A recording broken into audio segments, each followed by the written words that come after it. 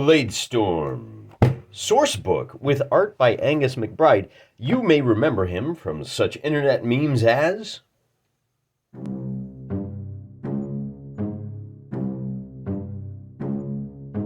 I got this game as part of a box set. There you go. It was the 90s, the 80s and 90s. That's what we did. That box includes, among other things, this scenario book. The source book has 20 scenarios in it. This has 17, but it also has your handy-dandy quick reference sheet. It's got a blank unit roster. It's got some number chits, which I'm not sure. I guess these are for statuses. A ruler for you and your friend, done in heavy cardstock, and 17 of the scenarios are ready to be. I gotta be honest with you, I'm not gonna tear this out, but we're gonna be doing scenario number 2, a test of arms. The terrain looks a little something like this, and as you can see, we have a total of 6 warriors. These 3 are from Rukon, and these 3 are from Kavan. What do those mean? I did a little research. And by research, I mean, I just read the source book. So Rukon, these are these guys here. They are slavers. In fact, it says here, their chief export is slaves and horses, which they use to acquire essentials like food. Look at these guys, man. Look at that. It's like the 1985 Chicago Bears if they were all Vanilla Ice. And then they're ruled by, I don't know if this is Gem or the Dazzler, one of those two. So you got these slavers over here in Rukon. Cathar is her name. And then the Kavani, there's 3 fiefdoms, and they're ruled by 3 things called voices. And so they've got elite groups. Each provides protection for the respective voices. The green voicemen are the best fighters. The frequently range engaged soldiers from Kuhn along the Bow Valley frontier. I mean, I can show you, for what it's worth, that there is a nice continent map up here. So you got these 10 holds. These are the human holdings, basically. And they're all these little kingdoms that go to fight for each other and against each other. And then this is it's like the spikes, I guess. Well, we're going to find out about that here in a little bit. So the source book has a lot of information, and it hints at a really pulpy vibe to this continent. Everybody's trying to grab off a piece. There's fountains of jewels, but of course you got the eponymous Bladestorms that will wreck any fighting force of greater than like 25 people. Anytime you get in a fight, that's a problem. There's these greater powers, right? The forces of undeath, the Duskwalkers. These are the guys that were overthrown and let the Bladestorms get out of hand. There's guys that sail to and from the main continent, and they've got these magic flutes that allow them to pass through portals. There's all kinds. There's a lot of good stuff in here, but I tell you, the source book. When you open one of these up, take a look at this. I'll just show you right here. Yolmer. Nearly 125 miles long, 25 miles wide. Okay, that's your lead, huh? That's what you're going with. This is what's going to capture my imagination. The second sentence is a little better. Yolmer might prove to be a major power if it didn't serve as a minor battleground so often. 2 major trade routes cross this forbidden region known as the War Grounds. All right, and then we get into a little bit of politics, but I mean, with a population of 2,400, they have enough men to play a significant role. Do they have the character, right? And then we talk about with the land and the ruling government, and I'm like, I don't really know what these people are like. I don't know what slavers are like. We know these are the bad guys. I mean, they look at those guys. They're a warrior culture, right? Total Chads. They look like a couple of hair metal bands got together to make a concept album. But what are the Kavan like? I don't know, there's like 3 rulers, and they got these voices, and it's kind of like, maybe that's why this didn't catch on. Compare that to the Games Workshop stuff, and they don't lead with geography, man. They lead with big, epic stories, and that make you want to just dive in and get to gaming, They lead with, dwarves have shame. And so they strip naked, tattoo themselves, and they got these guys that go to war against ogres wearing nothing but a loincloth and a weapon. That's the kind of thing that makes you go, oh, I gotta play that. Anyway, here is enough about the background. Here's our terrain. We're going to be playing Scenario 2, a test of arms. Unlike last time, I'm just going to go ahead and play the basic scenario. I'm not going to add any of the intermediate guff. And it even says here, game scenario is 3 footmen of Kavan versus 3 footmen of Rukon. Now remember, the Rukanese are the slavers. And the Kavan are, I don't know, they're just like some guys. In a daring and unprecedented move, Brule High Runners of Rukon, what, Brule High Runner? Okay, Mountaineers, hence High Runners. They raid a Kavan outpost in the Folen Spikes. That's the mountain range I was telling you about. Kavan footmen rush out into the level valley to do battle with the High Runners. So we got a 15-inch by 15-inch playing surface, split in half diagonally by a wall with a gate in the center. Is this wall impassable? I don't know. It doesn't say. Bit of an oversight. To win, a player must eliminate all of his opponent's combatants. Rukon High Runner skirmisher set up first on the south edge. Can I set up on this side of the wall? I'm assuming not. And then the Kavan, they set up here, and then they move last. So here's our 3 Rukon. 1, 2, 3. We've got a guy with a spear, a short sword, and a battle axe. And then our Kavani are going to be Razor with a flail. You don't even give Razor the blade weapon? All right. Tixum with a broadsword, and Novi with a mace. Let's see what those guys look like real quick. Obviously, I don't have any of the 25mm officially licensed Grenadier miniatures for Bladestorm TM. Instead, we're going to be using these 15mm figures from, this guy is from Rebel, I want to say, and then most of these guys are from, where are you from? I think most of these guys are, oh, he's Rebel too. I think these are this is Alternative Armies. Most of these guys come from the Alternative Armies adventure packs.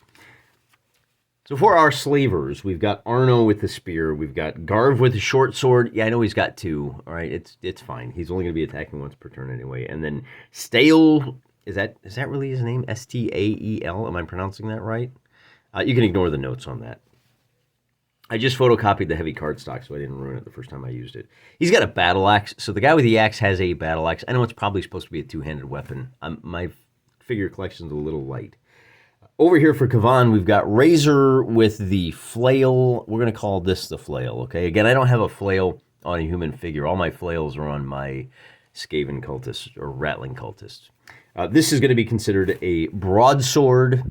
See the guy with the broadsword? And ignore the shield because you don't have to worry about that in the basic game. And then this is a mace. So that's Razor, Tixum, and Novi. Let me throw some terrain down and we'll get started. Since we are still neophytes, we're playing the basic game. The terrain effects are very simple. I've answered my own question already by reading the rules. Valuable life lesson there.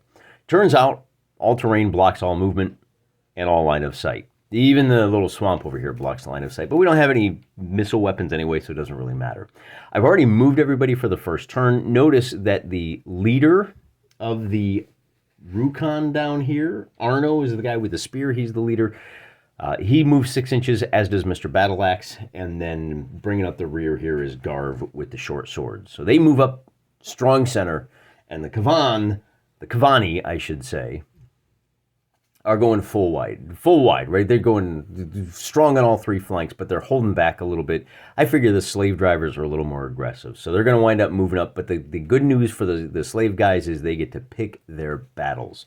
And that means on this second turn, the leader is going to be able to rush over to here, like so, and then our spear guy is going to be able to defend him from attacks from the leader of the Kavan, and then this guy for 5, he can move 2 to there, and then 3 more over here to cut him off. So while they're not going to get, well, I mean, everybody's going to get to attack could be on the first turn because all combat is simultaneous. The Rukon, these fancy pants names are going to trip me up for a good long while. The Rukon basically get to pick the matchup. Or do they? Because the Kavan are going to go whoop, and then they're going to bring, let's see here, 6 inches, right? And when you fire, there's all the usual stuff about how so we're going to go ahead and attack this guy right here. And now he's got to pick which way he's going to face, and he's going to continue facing that way. And that means that poor who is this with a short sword over here? This is Tixum. He's not too tough. He's going to go up against Mr. Battleaxe. Let's do this combat first over here. And maybe, and so, this is, the double team over here. We may be able to wipe out this guy. We may, all he's got to do is hold on long enough so we can win the 3-on-2. That's kind of what I'm thinking. Here is our brief rule set. Like I said, I wrote down what the morale and range and armor would be. And then these are the various, in the advanced game, if you're moving through brush, you move the second number. If you're moving through heavy brush, then you move this third number. So it's basically like 75%, 50, and 25. But today we don't have to worry about that because we're either moving or we ain't. This particular battle sees Tixom, so he's just got 7 hit points here. 3d6 minus 1 going up against, oh man, I ran him at the battle axe. I'm going to change that. He's going to go up against the spear guy. This is probably a much more fair fight. So the first thing will be Tixom rolling 3d6 and trying to score an 8. And then Arno is going to roll 3d6 minus 2, and he's trying to get a 7. So for the first one, remember the black die is the death die. If that comes up a 1, then you automatically hit. And my folded little table here, let me just show you, right? So there's 12 inches. And then we have about another 3. It may be a little bit longer than that north to south, but it doesn't matter. We're okay. So that first attack by the Kavan with his short sword is going to be, remember we got to subtract 1, so that's a 15. That will be a hit. His damage is high plus 2. The highest die here is a 6. He will do 8 points of damage, which will be enough to kill Arno. He's only got 8 hit points. But before he dies, Arno gets a chance to attack back with his spear, and he's going to roll 3d6 minus 2. Remember, he's trying to get a 7. He gets a total of 10 minus 2 is 8, so he succeeds. And then his damage is going to be low times 2 plus 2. He rolled doubles down here, so low is 6, times 2 is 12, plus another 2 is 14, and that means these guys just go right at it. He only has 7 hit points. And both of these figures in the basic game are eliminated. Wow, that's pretty quick, isn't it? Now over here, the Kavan get to make 2 attacks against, so this, let me cross them off just to make it really clear who is still standing. Remember, we lost Tixom and Arno. Slamming the doors. All right. Razor is going to be rolling 3d6. And Novi he's only rolling 2d6. Is that right? That seems a little low. I thought you always had a third die in there. Well, be that as it may, that's what we're going to do. So we'll make both of those attacks, and they are attacking Garv, who has 10 hit points, and he's got a defense of 7. So let's start with the leader, straight up 3d6. We get a result of a 12, and 3d6 against a 12, so we did hit. He's going to do high times 2 with his flail, minus 1. So we do 12 minus 1 is 11 points of damage, and 11 points of damage against Garv will be enough to kill him. Now, Garv was facing this direction. He could have spun to face the leader, but with his dying breath, he is going to try to retaliate and take out at least Novi down here. We're trying to get, 11 hit points. Oh, these guys are pretty tough. Trying to get a 7 on we're trying to get an 8 on a 3d6 minus 1. So I guess we're really trying to get a 9, aren't we? We get a 12. We'll take it. And that 12 means we hit. This is Garv with his dying attack. He's going to do high damage, and that means we take the highest die. He's going to do 6 points of damage, and for the first time we did not have a killing shot right out of the gate. I'm just going to cross off these 6 damage boxes. Unfortunately for the leader of the slavers, he is the last man standing. So he's going to turn, and if he is within 6 inches, he's going to run at the leader of the opposition. And we'll see if we can end this right here. The leader gets to pivot to face, and now it's Style is good. Let's call him Style.